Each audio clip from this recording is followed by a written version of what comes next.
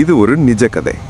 1970ல் 9 இளம் ஜப்பானிய பசங்க கத்தி, துப்பாக்கி, குண்டு சகிதம் 122 பேர் இருந்த ஒரு பேசஞ்சர் விமானத்தை கடத்திட்டாங்க. பயணிகளை கட்டி போட்டுட்டு காக்பிட்டுக்குள்ள புகுந்து கியூபாவில் இருக்க ஹவானாவுக்கு போக சொல்லி பைலட்டை மிரட்டினாங்க. ஆனால் ஒரு பெரிய பிரச்சனை என்னன்னா, அந்த விமானம் நீண்ட தூரம் பறக்கிற மாதிரி டிசைன் பண்ணதில்லை. அது ஒரு ஷார்ட் ஹால் விமானம். பசிபிக் கடல்ல பாதியை கூட கடக்கிற அளவுக்கு அதில் எரிபொருள் கொள்ளளவோ இல்லை டிசைனோ கிடையாது. பேச்சுவார்த்தை சூடு பிடிச்சதுக்கப்புறம் அவங்க புது பிளான் ஒன்று போட்டாங்க. வட கொரியாவில் இருக்க பியாங்யாங்க்கு போகிறது. ஆனால் பைலட் அவங்களுக்கு ஒரு கெட்ட செய்தி சொன்னார். விமானத்தில் அதோட ஒரிஜினல் டெஸ்டினேஷனான ஃபுக்குவோக்காவுக்கு போகிற அளவுக்கு மட்டும்தான் எரிபொருள் இருக்குது. வேற வழி இல்லாமல் கடத்தல்காரங்க ஃபுக்குவோக்காவில் தரையிறங்கி எரிபொருள் நிரப்ப ஒப்புக்கிட்டாங்க. காலை 9 மணிக்கு அவங்க அங்கே போய் சேரும்போது போலீஸும் மீடியாவும் ஏர்போர்ட்டை முழிச்சிருந்தாங்க. உடனே பேச்சுவார்த்தை ஆரம்பிச்சது. பல மணி நேர பேச்சுவார்த்தைக்கு அப்புறம் 23 பணைய கைதிகள் எரிபொருள் மற்றும் குரிய தீபகற்பத்தின் மேப் பரிமாற்றத்தில் விடுவிக்கப்பட்டாங்க. எரிபொருள் நிரப்பினதும் விமானம் மறுபடியும் கிளம்பி வடக்கே பியாங்யாங்கை நோக்கி போச்சு. ஆனால் 38வது அட்சரேகை நெருங்கும் போது பைலட்டுக்கு ஒரு ரேடியோ மெசேஜ் வந்துச்சு. இது பியாங்யாங், உடனே உங்களை அடையாளம் சொல்லுங்க. ஒரு வடகொரிய போர் விமானம் அவங்களுக்கு பக்கத்தில் ஒரு எச்சரிக்கையாக வந்துச்சு.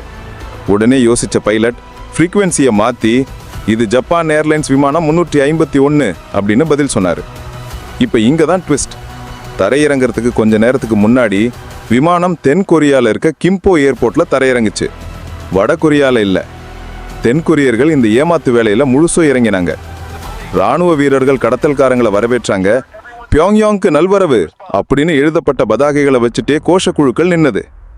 ஆனால் ஏதோ சரியில்லைன்னு தோணுச்சு. தூரத்தில் கருப்பு இராணுவ வீரர்கள் இருந்தாங்க. முன்னணி கடத்தல்காரனுக்கு சந்தேகம் வர ஆரம்பிச்சிச்சு.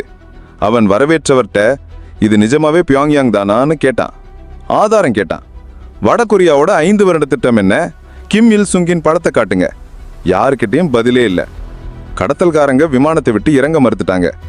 பல மணி நேர குழப்பத்துக்கு அப்புறம் தென்கொரிய அதிகாரிகள் உண்மையை ஒத்துக்கிட்டாங்க. இது எல்லாம் ஒரு விரிவான ஏமாற்று வேலையோட ஒரு பகுதி. ரேடியோ அழைப்பு, போர் விமானம், மொத்த ஏர்போர்ட் அமைப்பும் எல்லாமே போலியானது. இந்த முட்டுக்கட்டை இன்னும் 3 நாளைக்கு நீடிச்சிச்சு. அதுக்கப்புறம் ஏப்ரல் 3ஆம் தேதி ஜப்பானிய அதிகாரி சிஞ்சிரோ யாமாமுரா மீதமிருந்த பணைய கைதிகளுக்கு பதிலாக தன்னைத்தானே முன்மொழிஞ்சார். கடத்தல்காரங்க ஒத்துக்கிட்டு மீதமிருந்த எல்லா பயணிகளையும் 4 விமான பணிப்பெண்களையும் விடுவிச்சாங்க. மாலை 6:05 விமானம் மறுபடியும் கிளம்பி இந்த முறை நிஜமாவே 38வது அட்சரேகையை கடந்து வடகொரிய வான்வழிக்குள்ள போச்சு. மாலை 7:21 அது பியாங்யாங்கில் உள்ள மிராம் ஏர்போர்ட்டில் பாதுகாப்பாக தரையிறங்குச்சு. ஆனால் ஆச்சரியங்கள் இதோட முடியலை. வடகொரிய அதிகாரிகள் கடத்தல்காரங்க அவங்க ஆயுதங்களை ஒப்படைக்க சொன்னாங்க. ஆனால் ஒவ்வொரு துப்பாக்கி, குண்டு, கத்தி எல்லாமே போலிங்கிறத கண்டுபிடிச்சாங்க. மீதமிருந்த பணைய கைதிகள் பாதுகாப்பாக வீட்டுக்கு திரும்ப அனுமதிக்கப்பட்டாங்க. 9 கடத்தல்காரங்களுக்கு அவங்களுக்கு அடைக்கலம் கொடுக்கப்பட்டு வடகொரியாலேயே தங்கிட்டாங்க.